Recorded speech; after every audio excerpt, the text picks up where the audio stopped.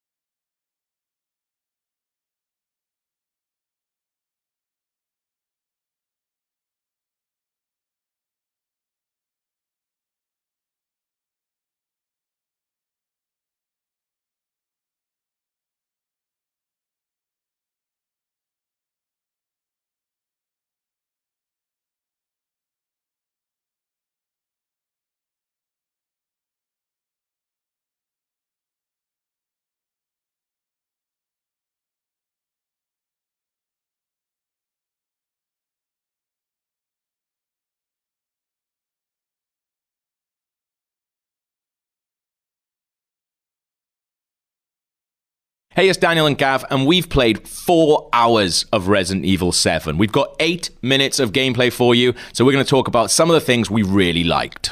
So this is where our demo started. We're roughly about half an hour into the game, something like that. Yeah, you've been abducted by the Baker family, Yeah. and you've been separated from your partner, Mia. Yeah, and you're not quite sure like what's going on. Like we weren't told really what's happened to bring you here or anything like that. You basically see that little dinner scene that is in the trailers, and then that's it. You've basically got to escape, and I wasn't sure when I first started playing this if I was actually going to be able to play it. It's a very hands-off game. There's no tutorial, horrible. there's no guidance, there's nothing in your inventory. Yeah. And you're scuttling around the main house, and you can hear Jack, that's Jack Baker, Yeah. just kind of in the distance, and he begins to follow you. So he's kind of this obstacle while you're exploring the house.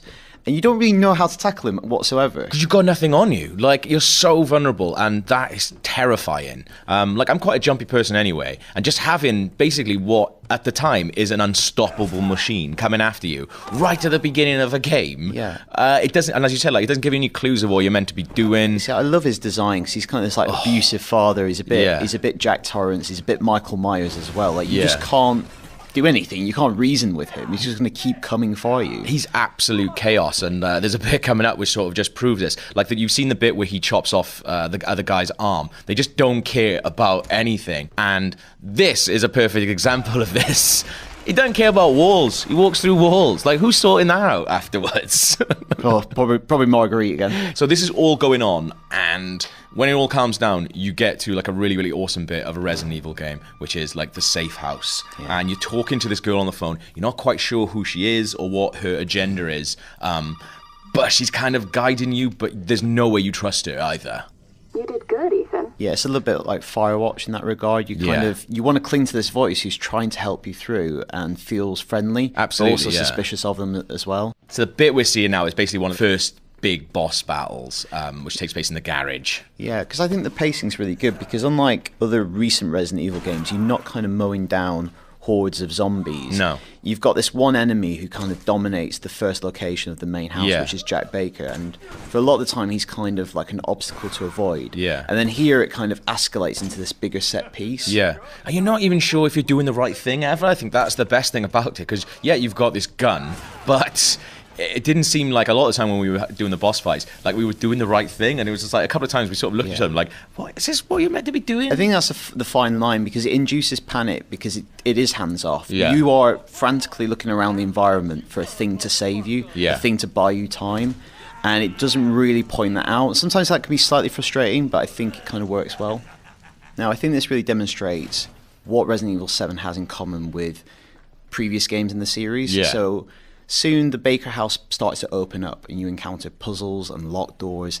And as you unlock those doors, you start to learn more about your predicament. Yeah, you can see there, so there's a door in the background with a dog with 3 heads missing. So you know at some point you're going to be bringing back the 3 pieces to open that, which opens up the next bit. It feels kind of like when you step into the mansion for the first time and you're looking at all these different doors that you can't go through at the moment, thinking, how am I going to get through this stuff? But that's the point of it. And the puzzles really are ridiculously elaborate, Yeah. and intentionally so. Absolutely, There's a great line where Ethan, the character you play, says, "Who builds this shit?" Yeah. And it's like they've just gone with it. They go, "This is something that is quintessentially Resident Evil. Yeah. Let's just embrace it." So this, for me, is one of the creepiest bits of the entire game. So throughout the demo that we played, this old lady just kept appearing in different parts, and you don't see who moves her at all. You just come out of a thing and you can hear her singing in the background, and then when you approach her, she stops singing, and then when you turn the corner, she starts singing again. And you can't shoot her.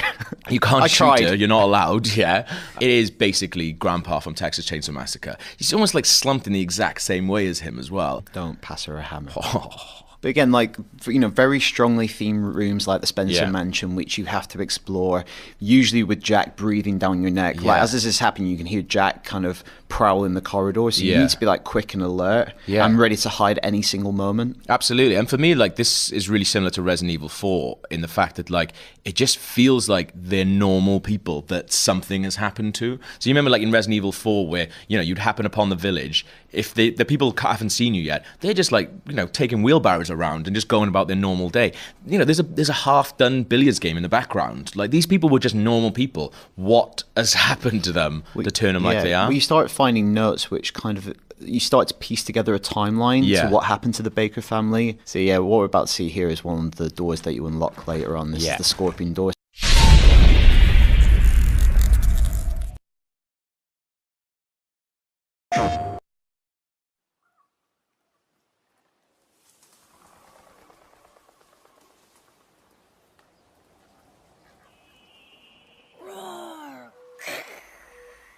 That dumb hammer doesn't scare me. Boom! Oh no! Boy! Stop! Boy!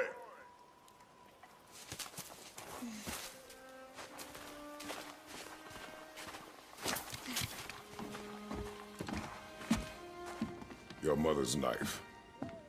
It belongs to you now.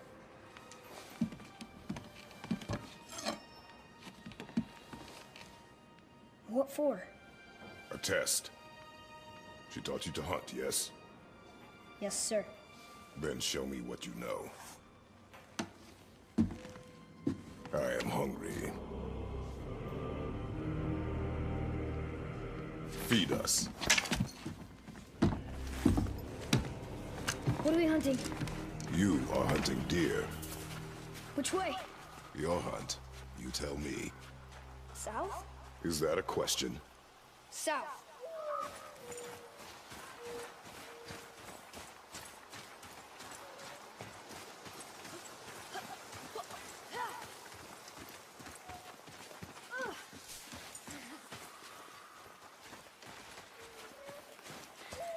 Look! Tracks! They're fresh! This way!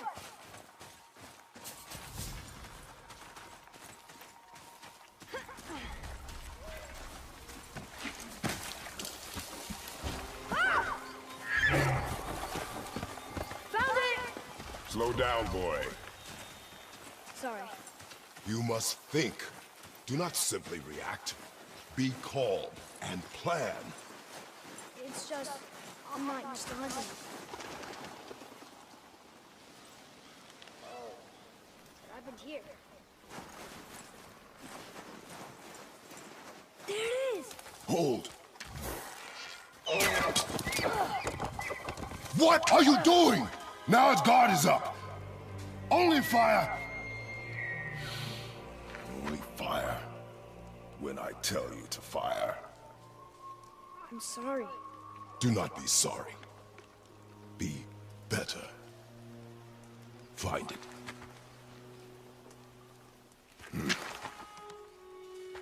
Find it.